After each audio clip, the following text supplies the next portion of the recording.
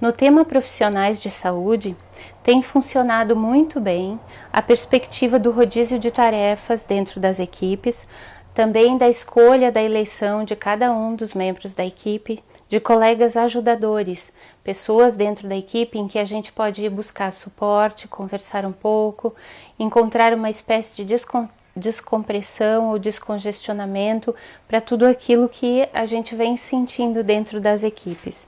É muito importante, para manter a funcionalidade, lembrar sempre de identificar bem quais são as dificuldades que eu encontro nesse momento, no aqui e agora, porque cada contexto é um e cada momento é único, e em cada dia podemos nos sentir diferentes também.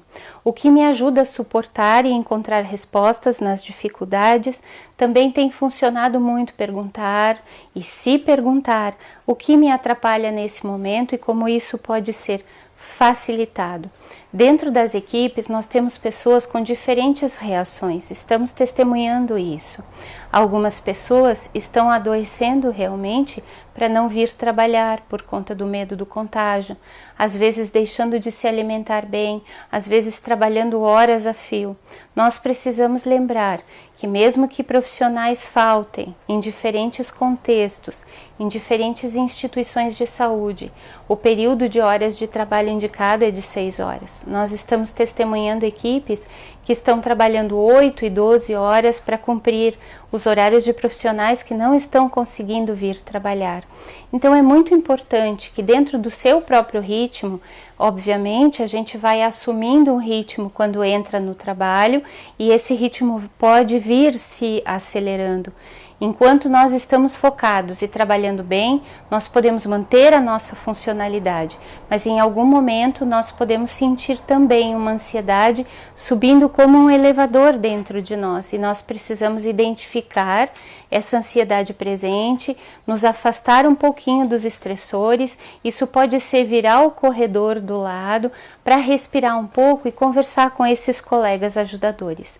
Para aqueles que estão identificando dentro das equipes brigas, conflitos, irritabilidade, conversas esporádicas, sensações de invasão dentro das relações por conta de condutas mais agressivas ou comentários mais agressivos, nós precisamos lembrar que bater de frente não é uma boa resposta para nós. Nós precisamos nos afastar, respirar, reorganizar o pensamento e entender que as pessoas nós estamos todos mergulhados dentro da mesma crise, dos mesmos medos e talvez até podemos dizer das mesmas dificuldades, de dificuldades similares. Algumas questões têm nos trazido, as equipes têm nos trazido, perguntando sobre o que ajuda a previsibilizar o trabalho. Lembrem-se sempre, e a gente tem aplicado isso, que quando a gente consegue pensar que nossas atividades, mesmo nosso dia, tem início, meio e fim, e a gente sente esse processo acontecendo de início, meio e fim, a gente tem condições de previsibilizar mais. E quando nós previsibilizamos, a gente diminui a nossa sensação de angústia e de impotência. Em relação à impotência, toda e qualquer ação que nós possamos tomar no cuidado de nós mesmos ou de outros, já dilui e reduz essa sensação de impotência. Os protocolos de cuidado, eles têm também uma função psicológica. Eles podem nos devolver a sensação de reasseguramento de que temos alguma autonomia e controle sobre tudo o que está acontecendo. 3 processos são importantes para manter a nossa funcionalidade. Nesse processo de cuidado com todos e conosco também. A primeira etapa do processo a gente poderia chamar de descongestionamento ou descompressão. A possibilidade de encontrar intervalos de tempo para conversar com alguém quando nós avaliamos que precisamos. A aflição é algo que a gente pode diluir, não eliminar, mas diluir com a comunicação. Uma comunicação clara, consciente, respeitosa e ética, que pode acontecer dentro de 1, 2 ou 3 minutos, no corredor do hospital, dentro da UTI, na recepção do hospital. Outras questões que as pessoas têm nos trazido que têm funcionado bem também. Os familiares que estão em suspeita, dos doentes que estão em suspeita, os familiares que estão dos doentes confirmados, eles tendem a exigir muito mais das equipes dos hospitais. Por quê? Os profissionais que estão trabalhando com esses doentes, que estão isolados de suas famílias, eles acabam sendo para as famílias uma ponte de informação. E informação para os familiares é segurança, é confiança, é previsibilidade. E quando nós nos sentimos seguros, nós suportamos aguardar mais tempo. Então é muito importante que também os profissionais sintam que tem nesse momento talvez um trabalho a mais, que é poder passar informações claras, contínuas e frequentes. Pensem sobre isso também, voltado para dentro das equipes. Às vezes, por conta do medo, da sobrecarga, alguns de nós pode se sentir um pouco mais apático e com dificuldades de comunicação. Nossos colegas podem nos ajudar trazendo informações sobre os cuidados, sobre procedimentos médicos que estão acontecendo ou vão acontecer, e essa fluência de comunicação é muito importante, também para que a gente se sinta seguro naquilo que está realizando. Pessoas doentes são sujeitos ativos. Uma das questões que estão chegando até nós é a sensação e o sentimento de compaixão dos profissionais de saúde com os doentes e seus familiares. É preciso lembrar que os doentes também são ativos nesse processo, assim como seus familiares também. A comunicação clara e disponível pode potencializar essa experiência de ser proativo em todo esse processo. Outro aspecto bastante importante que as equipes estão nos trazendo está relacionado aos objetivos realistas. Como nós podemos estabelecer ou reconhecer objetivos realistas na sua rotina de trabalho? Lembre sempre, quando você sai de casa, de estabelecer um ritual de saída de casa. Deixe a sua casa minimamente organizada para que você possa mergulhar no trabalho e talvez nas horas de trabalho, nas horas do seu plantão, não ter que pensar nada em relação à sua casa. Faça um ritual, um banho longo e demorado antes de vir para o trabalho, faça o seu café da manhã acontecer de um jeito tranquilo, natural para você, nutritivo. E quando você está indo para o trabalho, pense, estou indo para o trabalho, estou me desligando das questões que são pessoais e vou mergulhar no meu ritmo de trabalho. Confie que você vai poder, através das tarefas que vão chegando, entrar em contato com tudo o que está acontecendo e se concentrar e estabelecer focos que vão ajudar você nos períodos do dia, com os intervalos de almoço, com os intervalos de descanso, a superar o seu turno de trabalho. Os objetivos realistas, eles vão acontecendo dentro desse período. Eles vão chegando e você vai podendo, junto com seus colegas de equipe, analisar o que você pode alcançar dentro de cada atividade que vai desenvolvendo. Esse princípio da realidade vai dando para você, vai devolvendo para você um senso de organização.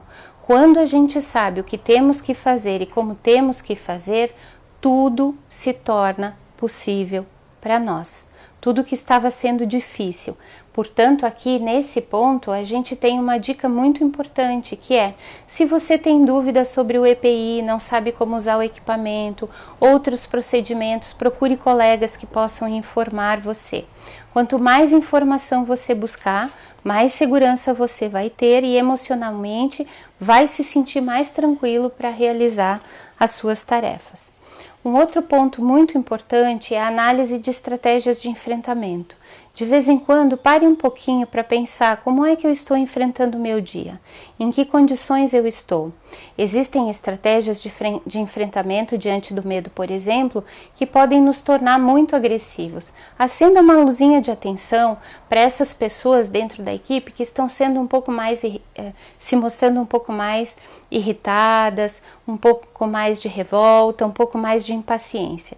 lembre que esse pode ser o jeito dessa pessoa de estar enfrentando esse processo e procure não se misturar nisso, mas talvez compreender, aproveitando para compreender e olhar também para a sua forma de enfrentamento. Uma outra questão muito importante que as pessoas têm trazido para nós é a questão do óbvio, né, e do ideal.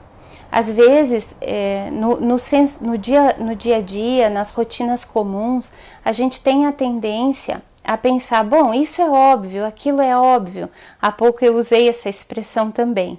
Temos que lembrar que em momentos de crise, onde nós estamos passando por algo que nós não conhecemos bem e nos sentimos pequenos, não porque nós somos pequenos, mas porque a situação traz um estímulo, um nível de excitação muito maior e para o qual nós não somos preparados.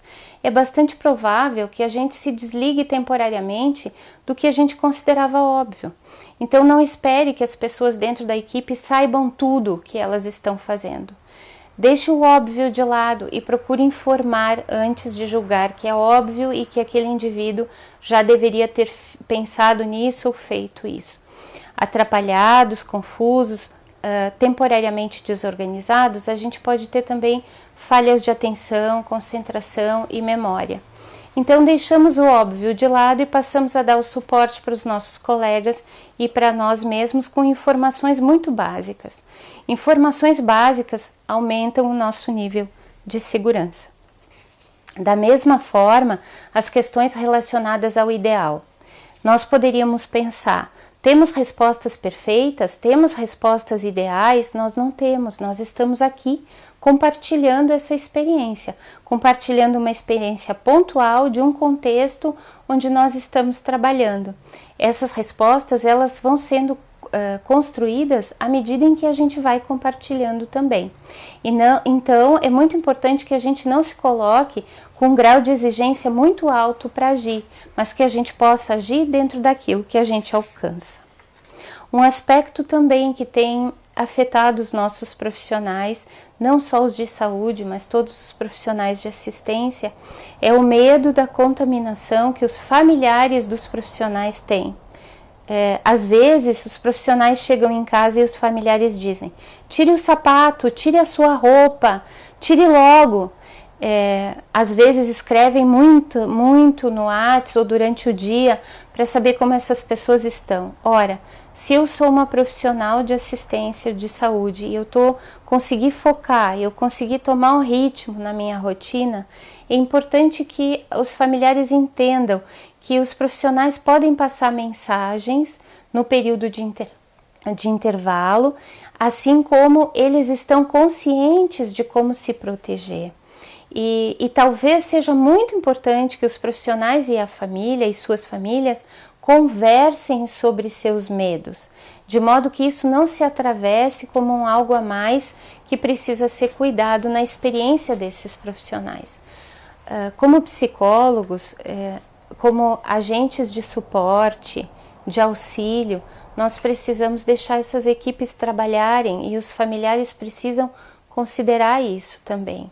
As equipes estão fazendo um enorme esforço para se manterem funcionais, atentas, concentradas. Vamos ajudá-los nesse sentido. Podemos conversar sobre os nossos medos, mas não pressioná-los.